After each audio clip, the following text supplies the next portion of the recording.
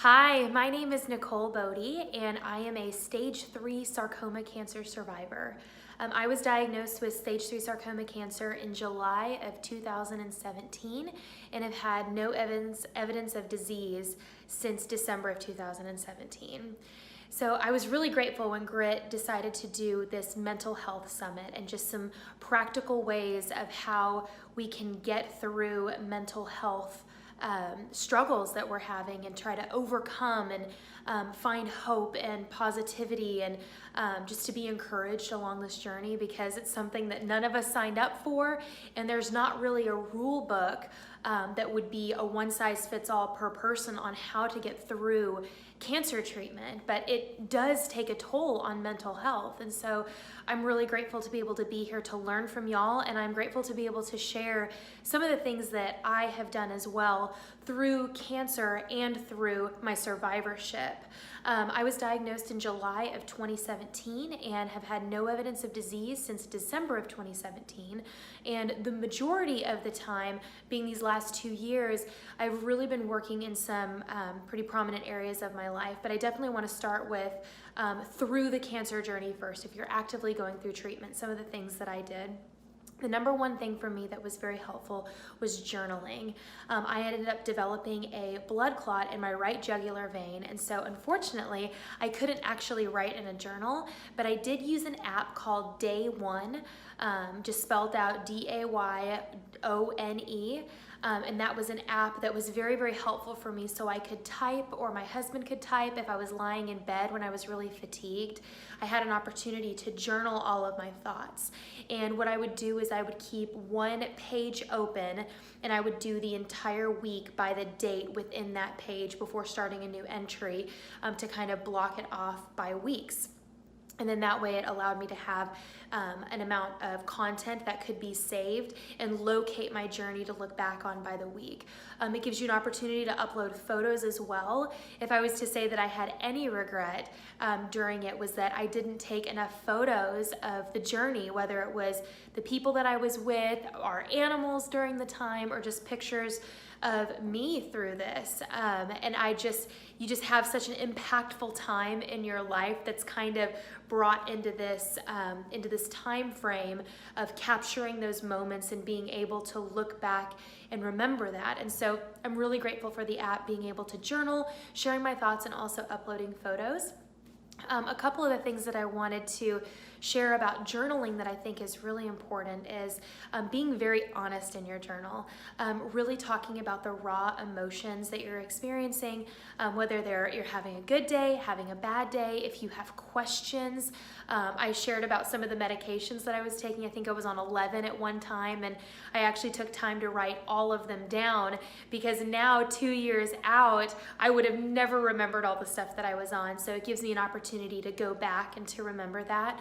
But also not just leaving it at the raw, unfiltered emotions, but also whenever sharing that, always trying to find something positive or encouraging, or maybe what I can do the next day. Maybe the next day is just saying, I just need to sleep, or I just need to veg that day, or maybe I just need to call and talk to somebody about this, and just trying to find a solution amidst writing down all of the feelings and emotions that I was experiencing then. And so that would be one of the main things that I did through that time. Another thing that I did was prayer. Prayer is so important, and it has been so important in my life too, and just talking to God through all of my feelings, my emotions, reading in scripture. Psalm was a very powerful area that I was reading in during that, because in the Psalms, there's just a lot of ups and downs, and times when we're rejoicing and times when we're crying out in pain and in fear. And so it felt very relatable to me. So that was a really impactful part for me.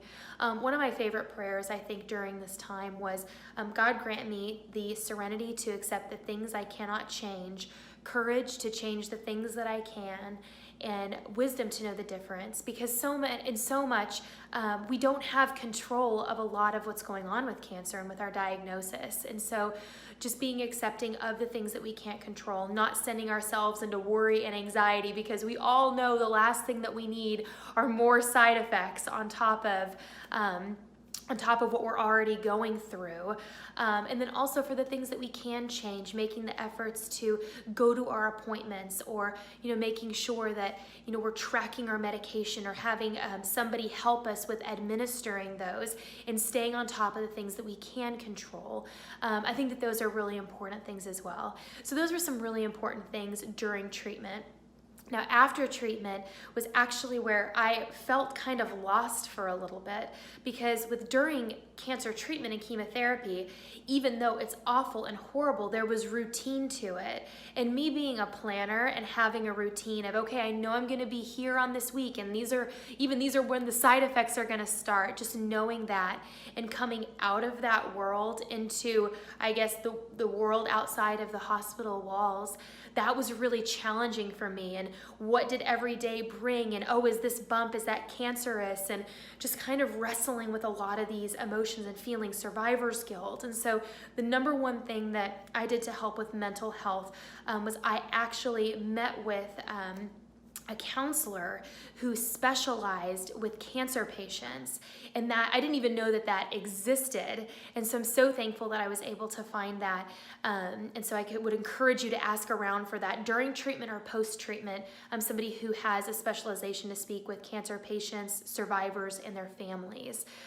This was so helpful, and going through a lot of it, I just needed to hear, hey, that's normal, or hey, this is what cancer patients go through. Because when you're in the midst of your own thoughts and in your mind, you're just running wild of, I'm the only one that feels this way, something is wrong with me. And I really learned through that I'm really not, that we're all going through this very confusing time with lots of questions and doubts and uncertainties. And so that really helped me. I did that every week for about 6 months. And I don't think that there's any limit on how long you should go to a counselor. I think it's always great to speak with somebody. But I really let my husband in. He was my rock through cancer journey. And so he is someone that I talk to about everything and tell him all of my emotions, the good, the bad, the ugly. And he always encourages me and uplifts me. And so if you have a friend or somebody that you go to school with, somebody that you work with, or maybe a family member that you love and trust, I would just encourage you to let them in and share your thoughts and emotions with them, because that is just so healing in and of itself. And to be heard is so important. And so I'm just really grateful to be able to be here, to be able to share this. Again, I can't wait to hear what all of y'all have to say about, the areas of your life that you're in being encouraged with in mental health, and just to have real talk about this, because this is a real subject and it really needs to be talked about, because cancer is hard, it's tough, it's difficult to go through. And even in survivorship, even though cancer may be no evidence of disease, we can still feel the evidence in our minds and in our hearts in some places. And so being able to journey with one another, knowing that we're not alone, there is so much power and encouragement and hope in that. So thank you for being here. Thank you for listening. For those who are sharing, thank you for sharing. I would love to start up a conversation with you anytime if you're interested in that. My email address is connect@sparklysurvivor.com. I also run a cancer and faith blog called sparklysurvivor.com, where I share about my journey during treatment and after treatment.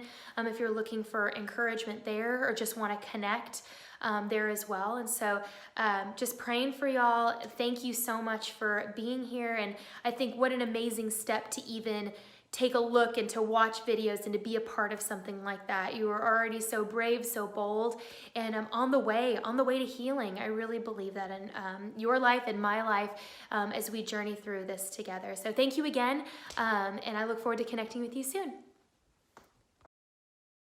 My name's Catherine Benedict. I'm a clinical psychologist at Stanford University School of Medicine.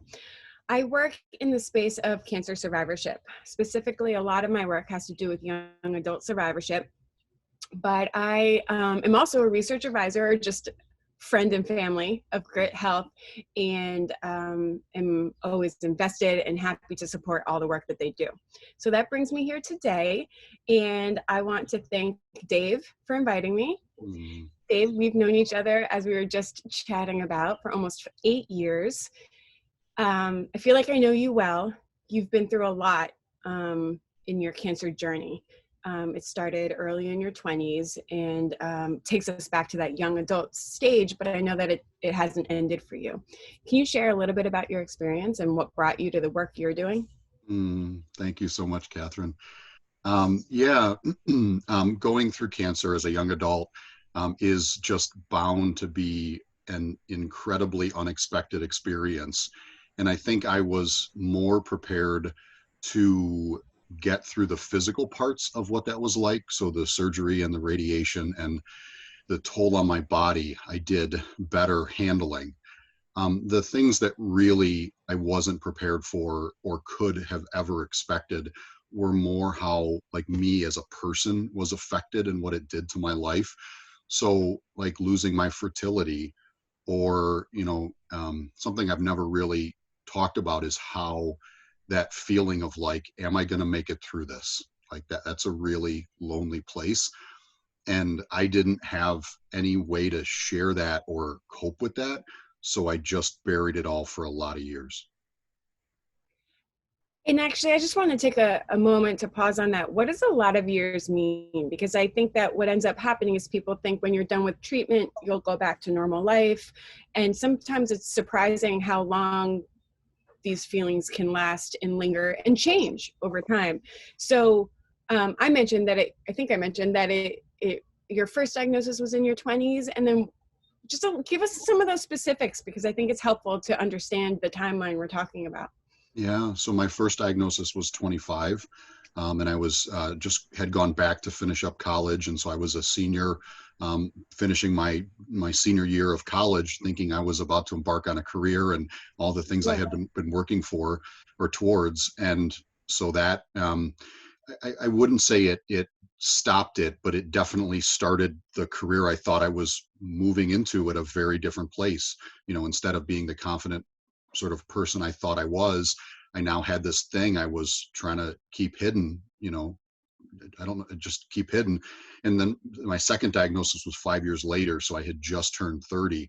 And that diagnosis had radiation and more intensive treatment and impact from it. It took me more than a year to start feeling like me again. And all of these things didn't really start hitting me in a significant way until after that. So it was 6 years after cancer entered my life. Yeah, I think that's really good for people out there to hear, because as humans, I think we tend to think timelines are shorter, that it's Mhm. easier to get over things, or as soon as you don't have a tangible proof of something happening in your life, you expect things to get better, and it can really take some time. Through that journey, I think it can be, when someone's going through a tough time, it can be hard to connect to others. Right. Sometimes the people that you're closest to and love the most, it's hardest to share the most vulnerable parts. One, because being vulnerable is hard, and two, because you're worried about their feelings. Um, in part, that's one of the reasons that I'm so excited about um, this this platform that we have, this program, this intervention that we have on Gryt Health's platform called Vivibot. Mm. Can you tell us a little bit about her? Yeah. So when I was first introduced to Vivi, it was shared with me that it is a positive psychology tool to help young adults going through cancer focus on positive aspects of their life. And especially when so many things are really hard, even impossible, getting to focus on things like gratitude or mindfulness helped take me out of a place where I just really felt the significance of everything I was facing, to having a way to sort of move where I was to other aspects of my life.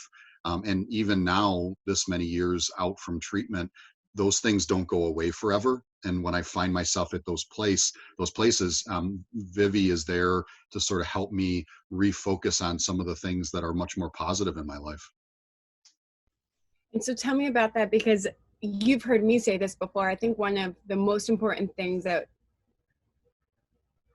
we need to recognize as humans is that you can have both difficult feelings and positive feelings at the same time. So share with me how Vivi might not solve all problems in your life, but tell me more about like taking you out of those moments, and Mm, why is it important to have these moments of gratitude, or these the terms I would use, positive psychology lessons. yeah. Um, Whenever I hear somebody talk about the first time they learned how to share something they didn't think they could, it makes me remember in that place, I thought I had to be strong for my family. I didn't want my parent. um,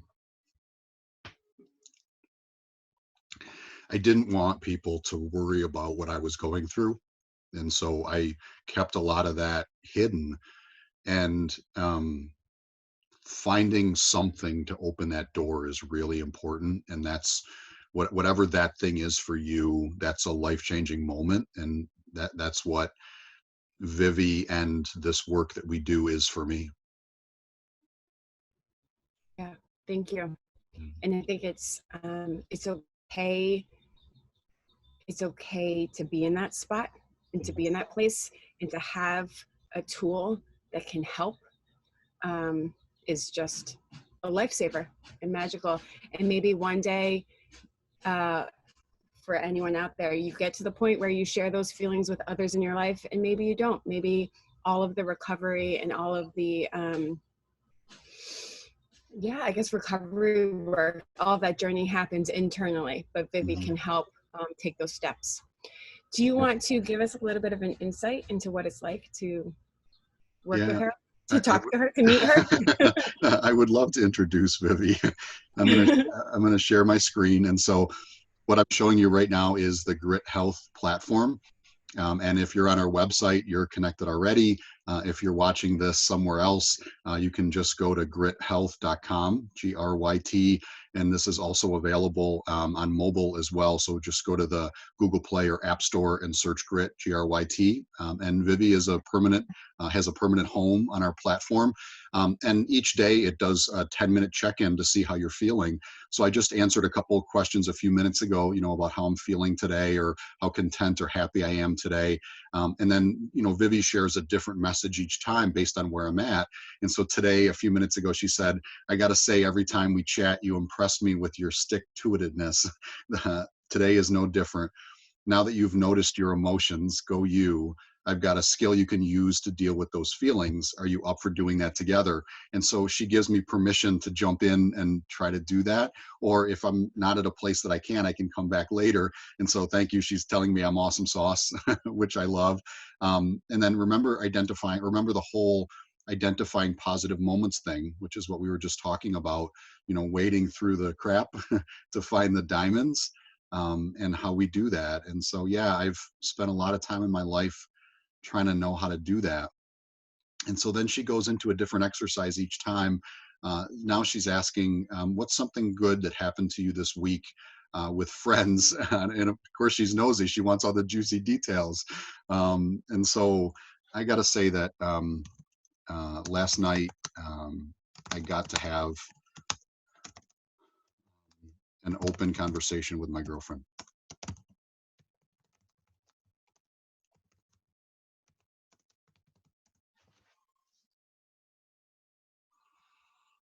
So, and then, she takes me down different stories. What about school or work? What's something going on there? We're all home. uh, It's an interesting time for school and work, huh? 100%. Yeah. And so, what's really nice, and this is a good point to stop, but, it's really sort of geared towards not being too serious, but finding ways to get us to focus on these things, to find levity and find positivity. And this is one, you better work.